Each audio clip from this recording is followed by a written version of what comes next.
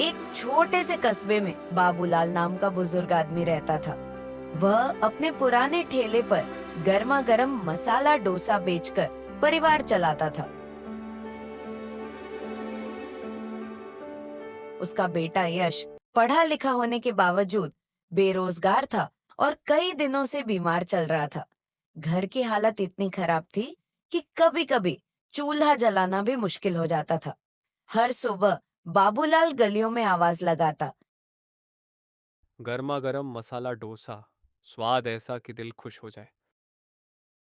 लेकिन लोग उसकी गरीबी देखकर मजाक उड़ाते। उसी मोहल्ले में सेठ विक्रम नाम का घमंडी आदमी रहता था।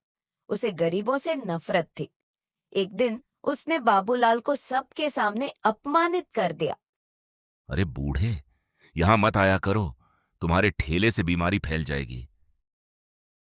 पास से गुजर रहे वृद्ध शिक्षक हरिदास जी यह सब सुन रहे थे। उन्होंने समझाया, बेटा, किसी गरीब का मजाक नहीं उड़ाना चाहिए। लेकिन विक्रम ने उनकी बात भी नहीं मानी।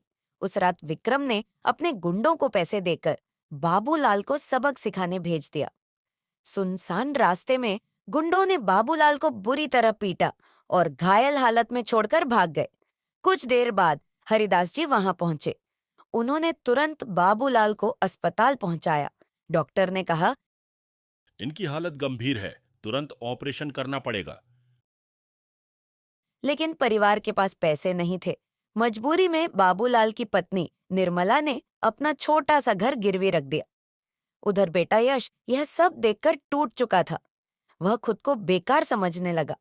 एक रात वह निराश होकर पुराने बरगद के पेड़ के नीचे बैठा था। तभी उसे किसी की आवाज सुनाई दी। हार मानने वाले कभी जीत नहीं पाते। कौन है? पेड़ पर रहने वाला एक रहस्यमयी बूढ़ा साधु नीचे उतरा। उसने मुस्कुराकर कहा, तुम मेहनती हो, बस तुम्हें अपने हुनर पर भरोसा करना होगा। साधु ने उसे कुछ खास मसाले और जड़ी बूटियां दी। इन्हें अपने डोसे में मिलाना। स्वाद ऐसा होगा कि लोग भूल नहीं पाएंगे। अगले दिन यश ने नए अंदाज में डोसे बनाना शुरू किया। उसकी खुशबू दूर दूर तक फैल गई। लोग लाइन लगाकर डोसे खरीदने लगे। धीरे धीरे उसका छोटा ठेला पूरे शहर में मशहूर हो गया। कुछ ही महीनों में उसने बड़ा रेस्टोरेंट खोल लिया। उसका परिवार खुशहाल हो गया और बाबूलाल भी ठीक होने लगा।